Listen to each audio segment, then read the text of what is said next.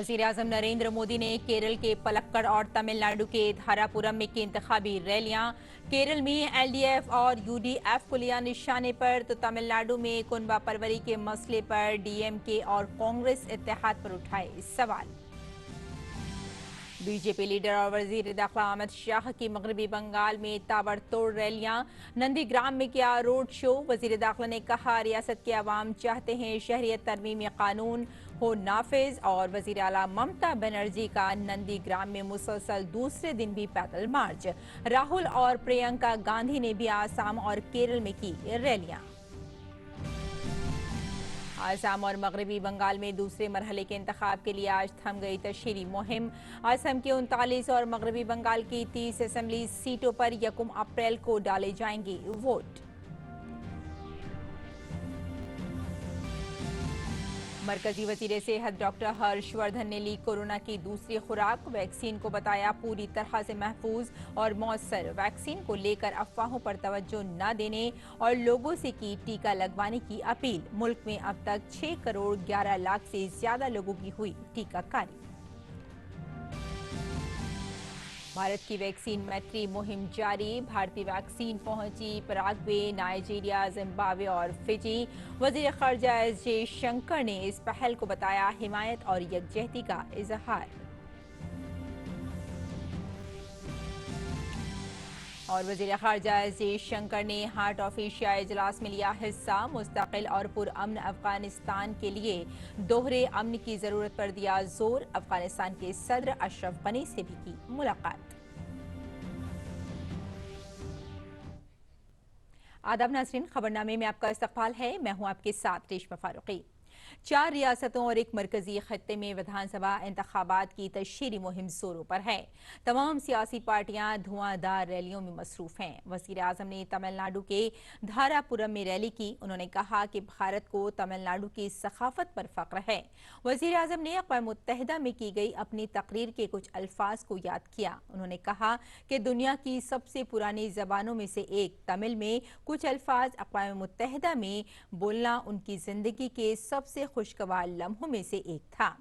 वज़ीर आज़म ने कहा कि एनडीए तरक्की के एजेंडे पर काम कर रहा है, जबकि कांग्रेस और डीएमके इत्तेहाद कुनबा परवरी के एजेंडे पर है। Corrupt eyes of the Congress and DMK will never let business grow like they had done in the past. Their local strongmen will be busy in money collection drives. Due to frequent power cuts, industry could never grow. वज़ीर आज़म ने मगरबी बंगाल में शोभा मजूमदार की मौत पर कांग्रेस और DMK की खामोशी पर भी सवाल उठाए। Yesterday in West Bengal, an elderly lady, Shobha Majumdar, lost her life. A few weeks ago, we all saw with horror how goons belong to TMC brutally attacked her just because her ideology was different. This has been in the news for a long time. But did Congress show any empathy? Did Congress ally DMK condemn? Did DMK's ally, the left, condemn such behavior? And did their friends, TMC, with whom they hold strategy, met in Delhi, show any regret? No, not at all. Pin drop silence among opposition.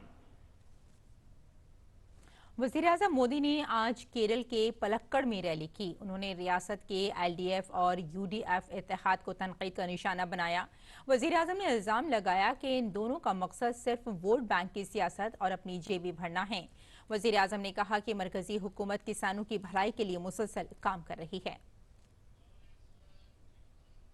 Our government is undertaking many steps for the growth of agriculture and the welfare of farmers. For many years, governments promised MSP hike, but it was our government that had the honor of raising the MSP for farmers. Over 11 crore farmers have got monetary support thanks to PM Kisan Samman scheme. Value addition is key to agricultural growth. That is why we are devoting immense importance of the food processing sector. The government's Kisan Rail initiative has gone a long way in ensuring agriculture produce from one state can reach another. वजीर आजम ने LDF और UDF पर तशद्दुद का इल्जाम लगाते हुए कहा कि इन दोनों की हुक्मरानी में सियासी मुखालफिन को मार दिया जाता है। वजीर आजम ने कहा कि बीजेपी केरल में तशद्दुद के इस सिलसिले को रोकेगी।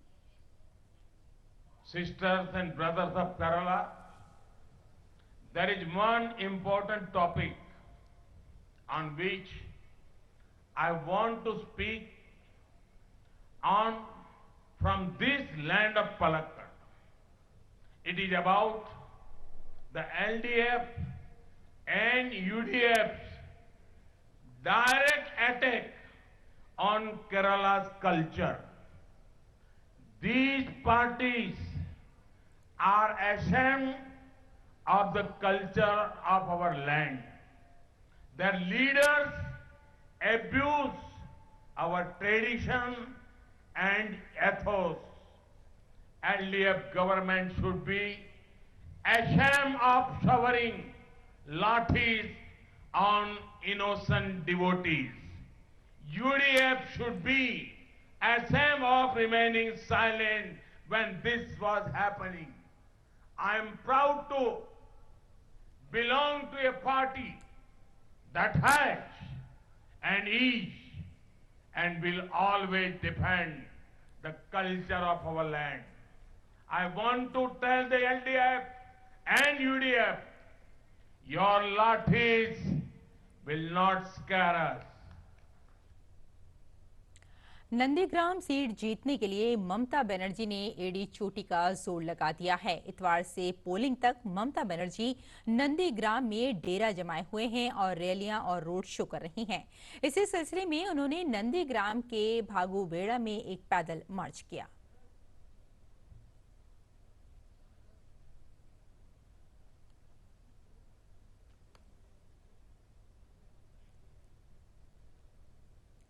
और बीजेपी के कौमी सदर जेपी नड्डा ने आसाम के धुबरी में एक चुनावी रैली से खिताब किया। बलासीपाड़ा में हुए इस जलसे में नड्डा ने कांग्रेस पर जमकर तनकीद की। उन्होंने वादा किया कि इख्तियार में आने पर उनकी पार्टी रियासत की 30 लाख खवातीन को 3,000 रुपए माहाना देगी। आसाम को आइंदा 5 साल में सैलाब से महफूज भी किया जाएगा। मित्रों, हमारे 10 संकल्प हैं जिनको लेकर के हम आगे बढ़ रहे हैं। एक तो ब्रह्मपुत्र की जो बाढ़ की त्रासदी है उससे हम निजात दिलाएंगे, बहुत बड़ा संकल्प है ये। इसके लिए सैटेलाइट सर्वे करेंगे, रिजर्वायर बनाएंगे, जहां जहां पानी अधिक है वहां रिजर्वायर बना करके नई नई व्यवस्थाएं खड़ी करेंगे। लेकिन बाढ़ की त्रासदी से असम की जनता को निजात दिलाएंगे, ये हमारा संकल्प है। दूसरा, महिला सशक्तिकरण। यहां भी मैं देख रहा हूं पुरुषों से महिला शक्ति आगे है। केरल के केओकुलम में कांग्रेस लीडर प्रियंका गांधी ने 6 अप्रैल को होने वाले असेंबली इंतखाब के लिए आज तशहीरी मुहिम शुरू करते हुए रोड शो किया और पार्टी उम्मीदवार के लिए वोट मांगे। मगरबी बंगाल और असम असेंबली इंतखाबात के दूसरे मरहले की तशहीरी मुहिम आज शाम थम गई। इन दोनों ही रियासतों में दूसरे मरहले की पोलिंग जुमेरात को होनी है। बंगाल की 30 असेंबली सीटों पर 171 उम्मीदवार किस्मत आजमा रहे हैं, जबकि आसाम की 39 सीटों पर 345 उम्मीदवार मैदान में हैं। बंगाल में तृणमूल कांग्रेस का वकार दांव पर है, तो आसाम में बीजेपी के सामने अपना इख्तिदार बचाए रखने का चैलेंज है। मगरबी बंगाल में दूसरे मरहले में 4 अजला की कुल 30 असेंबली सीटों पर 1 अप्रैल को पोलिंग होगी। इनमें से 9 सीट मशरकी मेदिनीपुर जिले की हैं, जबकि बांकुरा की 8 सीटों, मगरबी मेदिनीपुर की 9 सीटों और जनूबी 24 परगना की 4 सीटों पर इंतखाब होना है। साबिका इंतखाब में इन हलकों में तृणमूल कांग्रेस ने क्लीन स्वीप किया था, लेकिन पिछले लोकसभा इंतखाब के बाद से रियासत में सूरत हाल बदल गई है। बीजेपी को इस इलाके से काफी उम्मीदें हैं। मतवा फिरके का वोट दूसरे मरहले की सीटों पर काफी अहम माना जा रहा है। असम असेंबली इंतखाब के दूसरे मरहले में जुमेरात को वोट डाले जाएंगे। इस मरहले की कुल 39 सीटों के लिए 345 उम्मीदवार मैदान में हैं। असम में बीजेपी की क़यादत वाली एनडीए और कांग्रेस इत्तेहाद के दरमियान मुकाबला है। मरकजी वजीर सेहत डॉक्टर हर्षवर्धन और उनकी अहलिया ने आज कोविड-19 से बचाव का दूसरा टीका लगवाया।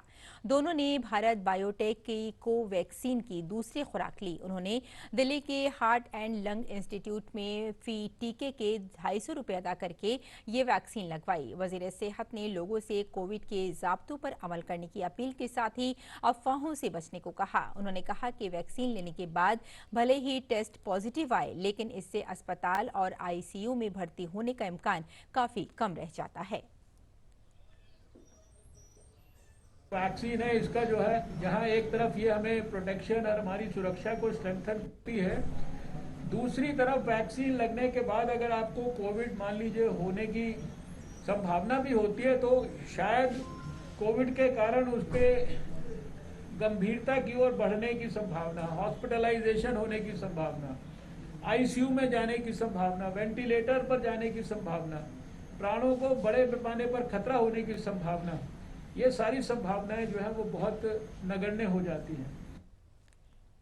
उन्होंने ये भी कहा कि तकरीबन 7 मजीद वैक्सीन क्लिनिकल ट्रायल के मरहले में हैं। इनमें से कुछ ट्रायल के एडवांस फेज में हैं और तकरीबन 2 दर्जन वैक्सीन प्री क्लिनिकल ट्रायल में हैं। इस समय 7 वैक्सीन और हैं जो क्लिनिकल ट्रायल के फेजेस में हैं। इसमें कुछ थोड़ा सा ज़्यादा एडवांस्ड हैं, कुछ बहुत ज़्यादा एडवांस्ड हैं और कुछ क्लिनिकल ट्रायल में हैं, और लगभग 2 दर्जन वैक्सीन ऐसी हैं जो प्री क्लिनिकल ट्रायल्स में है, जिसको एनिमल स्टडीज़ बोलते हैं। तो अभी कुल मिलाकर ये सारी वैक्सीन विभिन्न फेजेस में है डेवलपमेंट के। भारत सरकार वैक्सीन डेवलपमेंट के लिए भी जो है सारे देश को सपोर्ट कर रही है। हमारा जो अपना बायोटेक्नोलॉजी डिपार्टमेंट है, उसको भारत सरकार ने जो है 900 करोड़ रुपए से ज़्यादा की मदद दी ये वैक्सीन डेवलपमेंट के प्रोसेस को सपोर्ट और समर्थन करने के लिए। तो हम लोग जहाँ जहाँ आवश्यक है इस प्रोसेस को और ज़्यादा स्ट्रेंथन कर रहे हैं। वजीर सेहत ने यह भी कहा कि उनकी तवज्जो महाराष्ट्र और 4 दीगर रियासतों पर मरकूज है, जहां कोविड-19 के मामलों में इजाफा हो रहा है। उन्होंने आगे कहा कि इन्फेक्शन को फैलने से रोकने के लिए ट्रैक और ट्रीट वाहिद हल है। महाराष्ट्र और इसके अलावा 4-5 स्टेट्स और हैं जहां पर मिलाकर देश के 85% और 90% के बीच में हमारे केसेस हैं। जो टेस्ट, ट्रैक और ट्रीट की स्ट्रैटेजी थी, अधिक से अधिक लोगों का टेस्ट होना चाहिए, पॉजिटिव लोगों को आइसोलेट करना, अस्पताल में ट्रीटमेंट के लिए भेजना, यही शायद हमारे लिए सबसे इम्पोर्टेंट स्ट्रैटेजी है। प्रधानमंत्री जी और चीफ मिनिस्टर के बीच का संवाद और इसी प्रकार से कैबिनेट सेक्रेटरी और देश के चीफ सेक्रेटरीज के लेवल का संवाद, स्वास्थ्य मंत्री और देश के सभी स्वास्थ्य मंत्रियों के बीच का संवाद, हेल्थ सेक्रेटरी और देश के सभी हेल्थ सेक्रेटरीज के साथ का संवाद, ये लगातार हम लोग 1 साल से कर रहे हैं। नेपाल फौज ने आज भारतीय फौज के जरिए दी गई कोविड-19 वैक्सीन की 1 लाख खुराक हासिल की। नेपाल में भारतीय सिफारतखाने के मुताबिक भारतीय फौज के जरिए फौज को दी गई कोविड-19 वैक्सीन की ये खुराक भारत में तैयार की गई है और नेपाली आर्मी ने आज त्रिभुवन हवाई अड्डे पर इसे हासिल किया।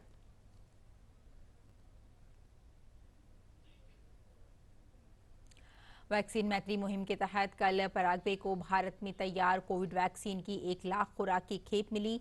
वजीर खारजा एस जयशंकर ने ट्वीट किया कि दोस्तों के लिए दूर नहीं। गौरतलब है कि वैक्सीन मैत्री पहल के तहत भारत दुनिया भर के मुख्तलिफ ममालिक को कोरोना वायरस वैक्सीन फराहम कर रहा है। फिजी, नाइजर और जिम्बाब्वे ने वैक्सीन मैत्री पहल के तहत भारत में तैयार कोविड-19 टीके हासिल किए। वैक्सीन मैत्री पहल के तहत भारत अपने पड़ोसी ममालिक को कोरोना वायरस के टीके फराहम कर रहा है। वजीर खारजा एस जयशंकर ने बताया कि फिजी, नाइजर और जिम्बाब्वे को भारत में तैयार टीके मिल चुके हैं। 70 से ज्यादा ममालिक ने पहले ही टीके हासिल कर लिए हैं। वाज़ेह रहे कि मालदीव, भूटान, बांग्लादेश, नेपाल, श्रीलंका और म्यांमार इन ममालिक में हैं जो वबा के दौरान भारत की मदद हासिल कर चुके हैं। और वजीर खारजा एस जयशंकर ने ताजिकिस्तान में मुनक़िद हार्ट ऑफ एशिया कॉन्फ्रेंस में हिस्सा लिया। वजीर खारजा ने अपने खिताब में कहा कि पायदार और पुरअमन अफगानिस्तान हमारी ज़रूरत है ताकि अफगानिस्तान के अंदर ही नहीं उनके पड़ोस में भी अमन कायम रहे।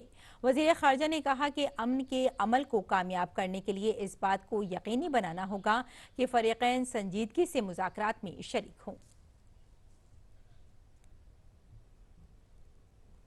अक़वाम मुत्तहिदा के इंसानी हुकूक़ के माहिरीन के एक ग्रुप ने गैर मुसलमानों के साथ चीन के रवैये से मुताल्लिक़ इल्ज़ामात पर तशवीश ज़ाहिर की है। तिजारत और इंसानी हुकूक़ से मुताल्लिक़ वर्किंग ग्रुप ने कहा कि उन्हें 150 चीनी या गैर मुल्की कंपनियों के जरिए इस अक़लियती तबके के मजदूरों के खिलाफ संगीन नौयत की इंसानी हुकूक़ के खिलाफ वर्जियों की जानकारियाँ मिली हैं। ग्रुप का कहना है कि इनके खिलाफ वर्जियों में मुलविस की गई कंपनियां और कारखाने मशहूर बैनुल-अक़वामी कंपनियों के लिए माल तैयार करने वालों में शामिल हैं। याद रहे कि गैर मजदूर मुबैना तौर पर बेजा मशक्क़त और तकलीफदेह हालात का शिकार रहे हैं। ये भी इल्ज़ाम है कि लाखों मुसलमानों को ऐसे कैंपों में जबरन रखा गया है जहां उनको उनके मजहबी तसव्वुरात से दूर करने वाली तालीम दी जा सके। और Agra para troops training school फौज और फ़िज़ाइया के अहम इदारों में से एक है। हमारी नुमाइंदा नंदिता डागर ने इस स्कूल का दौरा किया। साउथ कोरिया के डिफेंस मिनिस्टर मिस्टर सू वूक इंडिया में हैं। उन्होंने शुक्रवार को रक्षा मंत्री राजनाथ सिंह के साथ बायलैटरल डायलॉग किया और शनिवार को वो आगरा के पैरा ट्रूपिंग स्कूल पर एक कैपेबिलिटी डेमोन्स्ट्रेशन देख रहे हैं। मैकेनाइज्ड इन्फेंट्री है यानी कि बीएमपी और साथ में लाइट व्हीकल्स पे एंटी टैंक गाइडेड मिसाइल और आर्टिलरी गन्स भी मौजूद हैं। साथ में उन्होंने एक डेमोन्स्ट्रेशन देखा जिसमें पैरा ड्रॉप किए गए आर्मी के पर्सनल, ये 50th इंडिपेंडेंट पैरा ब्रिगेड है जिसके पर्सनल ने AN-32s के द्वारा पैरा ड्रॉपिंग की। साथ में उन्हें पैरा मोटर का डिस्प्ले भी दिया गया। विजिटिंग डिग्निटरी के लिए एक छोटा सा स्निपेट है, वो इंडिया की कैपेबिलिटी को और वॉर फाइटिंग एबिलिटी को का डेमोन्स्ट्रेशन देख रहे हैं। भारत और साउथ कोरिया दोनों साउथ चाइना सीज को फ्री रखने के पक्ष में है। दोनों लोकतांत्रिक वैल्यूज रखते हैं और चाइना के साउथ चाइना सी में जो साउथ दक्षिण चाइना सागर जो है उसमें उसके एग्रेसिव मसल फ्लेक्सिंग के खिलाफ हैं। इसीलिए इंडिया और साउथ कोरिया नेचुरल एलाइज हैं। ये कैपेबिलिटी डेमोन्स्ट्रेशन इसलिए ज़रूरी है क्योंकि साउथ कोरिया के बहुत सारे आर्म फोर्सेस पर्सनल इंडिया में ट्रेन करते हैं, काउंटर इंसर्जेंसी जंगल वॉरफेयर स्कूल में और काफ़ी दूसरी एस्टैब्लिशमेंट्स में भी। तो ये एक तरह से इंडिया की वॉर फाइटिंग कैपेबिलिटी का प्रदर्शन था जो साउथ कोरिया के डिफेंस मिनिस्टर मिस्टर सू वूक के लिए किया गया। कैमरा पर्सन आरके के साथ आगरा से मैं नंदिता डागर, डीडी न्यूज़ के लिए। आज राजस्थान का यौम तासीस है। हर साल 30 मार्च को राजस्थान के क़याम के मौके पर यौम राजस्थान मनाया जाता है। मुल्क की कसरत में वहदत के अक्कास इस प्रोग्राम को मनाने के लिए दारुल हुकूमत दिल्ली के NDMC सेंटर में रंगारंग राजस्थान डे का इनेकाद किया गया। पेश है OP यादव की ये खुसूसी रिपोर्ट। रेतीली सरजमीन की रियासत राजस्थान की सकाफत वाले रंगारंग प्रोग्राम का ये दिलकश नजारा है राजधानी दिल्ली में मुनक्किद यौम राजस्थान का। प्रोग्राम में मेहमान खुसूसी के तौर पर हिस्सा लेने के लिए आए पार्लियामेंट में खारजी मामलों की कमेटी के सरबराह पीपी चौधरी ने कहा कि राजस्थान बहादुरों की सरजमीन है। राजस्थानी जुबान को आईन की 8वीं फहरिस्त में शामिल करने के लिए कोशिशें जारी हैं और इसमें हमें जल्द कामयाबी मिलेगी। पहले हमारे राजनाथ सिंह जी के पास भी हम ले गए थे, गृह मंत्री जी के पास भी मामला ये विचाराधीन है और मुझे पूरा विश्वास है कि इसमें जरूर निर्णय होगा और राजस्थानी भाषा को मान्यता मिलेगी। प्रोग्राम में शामिल होने आए एक और मेहमान खुसूसी मरकजी दर्जे फहरिस्त जात कमीशन के सरबराह विजय कुमार सापला ने इस तरह के प्रोग्रामों को सकाफत से जोड़ने का जरिया बताया। अपने संस्कृति को भी और भारत की संस्कृति के साथ जोड़कर एक सुमेल करने का काम जो भारत की अनेकता में एकता का प्रतीक जो है उसके लिए मैं सबको शुभकामनाएं। प्रोग्राम में मौजूद राजस्थानी जुबान को तस्लीम कराने के लिए बरसों से जिद्दोजहद करने वाले राजस्थानियों का मुतालबा है कि राजस्थानी जुबान हमारी सकाफत की शनाख्त है, इस पर सरकार को तवज्जो देनी चाहिए। ये आंदोलन काफी सालों से चल रहा है और हमें उम्मीद है कि उसका हल जल्दी निकलेगा कि राजस्थान ये भाषा जो है वो संविधान की 8वीं अनुसूची में शामिल हुए। भाषा को मान्यता मिले इसके लिए हमने 1947 से संघर्ष कर रखा है। प्रोग्राम के दौरान राजस्थानी जुबान, सकाफत और अदब को बढ़ावा देने वाली शख्सियतों को एजाजात से भी नवाजा गया। एक मोटिवेशन मिलता है और व्यक्ति जो ये कार्य कर रहा है उसके बारे में जानकारी मिलती है। और ये सम्मान मेरा या वीणा कैसेट का या वीणा म्यूजिक का नहीं, यह सम्मान राजस्थानी लोक संगीत का है। अच्छा लगता है जो सामाजिक संगठन खासतौर पर आगे आकर समाज के अंदर जो अच्छा काम कर रहे हैं उनको मान्यता देते हैं। मुझे साहित्य का सम्मान मिला है, मुझे गौरव है कि मैं इसी राजस्थान की बेटी हूँ। प्रोग्राम में मौजूद दीगर मेहमानों ने मुंतजमीन का शुक्रिया अदा करते हुए कहा कि इस तरह के प्रोग्राम राजस्थानी लोगों को आपस में जोड़ने और सकाफत को आगे बढ़ाने के जराए हैं। आयोजकों को बहुत बहुत मुबारकबाद देता हूं और प्रार्थना करता हूं कि ये संस्था इसी तरीके से आगे चलती रहे। देश की राजधानी में बैठ करके और ये कार्यक्रम एक संयोजित करना, इसके लिए संस्था के जो भी पदाधिकारी हैं धन्यवाद के पात्र हैं। मुझे लगता है कि देश में जो संस्कृति है उसके अंदर राजस्थान का ही सबसे बड़ा योगदान है। राजस्थान की सभ्यता और संस्कृति कितनी भव्य है उसको आप जानो और इससे जुड़ो और अपने घर में भी अपने जीवन में भी इसे अपनाओ। लोगों को प्रोत्साहन मिलता है इस टाइप के जितने नए प्रोग्राम होते हैं और लोग कहां से जुड़ते हैं। राजस्थान जो है वीरों की भूमि है जहां तरह तरह की संस्कृति का एक समावेश है। वाज़ेह है कि 30 मार्च 1949 को जोधपुर, जयपुर, जैसलमेर और बीकानेर रियासतों का इंजमाम हुआ था और वो वसीतर राजस्थान बनी थी। इसलिए हर साल 30 मार्च को राजस्थान का दिन मनाने की शुरुआत हुई थी। इसी कड़ी में राजधानी दिल्ली में राजस्थान संस्था संघ ने मुल्क की कसरत में वहदत की अक्कास राजस्थान दिवस मनाने का प्रोग्राम तय किया था। राजस्थानी संस्था संघ द्वारा राजधानी दिल्ली में राजस्थान दिवस का रंगारंग कार्यक्रम आयोजित किया गया। इस तरह के कार्यक्रमों के आयोजन से एक और जहां राजस्थान की कला, संस्कृति और साहित्यिक विरासत को देश और दुनिया में आगे बढ़ाने का काम होता है, वहीं दूसरी ओर राजधानी दिल्ली में रह रहे प्रवासी राजस्थानी को एक मंच पर लाकर देश की विविधता में एकता के दर्शन करवाने का काम भी होता है। मेरे सहयोगी कैमरामैन संदीप के साथ मैं OP Yadav, DD news, Delhi. Ramcharitmanas का नाम किसने नहीं सुना होगा, जिसकी तख्लीक तुलसीदास ने यहीं काशी में की थी। इसी तरह श्रीमद् भगवद गीता को भी हिंदी तर्जुमा और वो भी चौपाई और दोहे की शक्ल में किया है काशी के ही डॉक्टर गायत्री प्रसाद पांडे ने। इस सिलसिले में गायत्री प्रसाद पांडे से डीडी न्यूज ने खास बातचीत की। काशी धार्मिक और सांस्कृतिक नगरी, यहाँ पर जो निवास करता है वो अपने आप ही धार्मिक भी हो जाता है और संस्कृति को लेकर आगे चलने का भी प्रयास करता है। जैसे कि माँ गंगा काशी के बगल से अविरल रूप से बह रही हैं, ऐसे ही हैं डॉक्टर गायत्री प्रसाद पांडे जी, जो कि अधिकारी थे उत्तर प्रदेश सरकार में और संस्कृत में इन्होंने पीएचडी की है।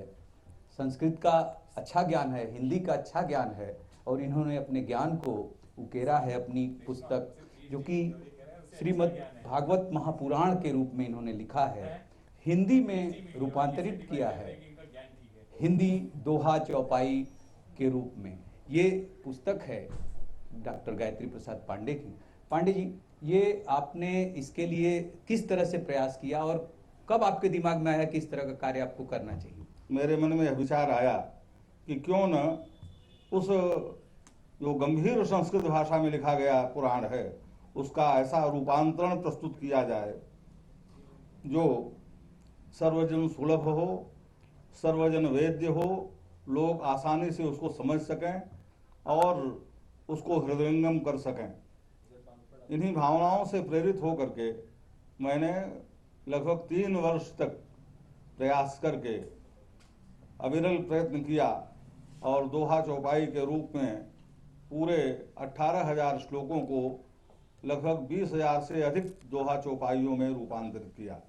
कैसे आप प्रयास करेंगे कि लोगों को ये सुलभ हो सके, लोग हिंदी में दोहा चौपाई के रूप में इस महापुराण जो भागवत महापुराण है उसके बारे में पढ़ सकें, जान सकें? श्रीमद् भागवत जो संस्कृत में लिखा हुआ है सामान्य लोगों के लिए यह वेद्य नहीं था, सुगम नहीं हो पा रहा था। लोग इसके अर्थ का अनर्थ लगा रहे थे। वह सब सुन करके मेरे मन को कुंठा हुई, बड़ा वेदना हुई कि आज के ज़माने में जबकि तमाम संचार के साधन उपलब्ध हैं, अनुवाद के तमाम साधन उपलब्ध हैं, तब संस्कृत की इस महनीय कृति का हिंदी में अनुवाद होना अत्यावश्यक है।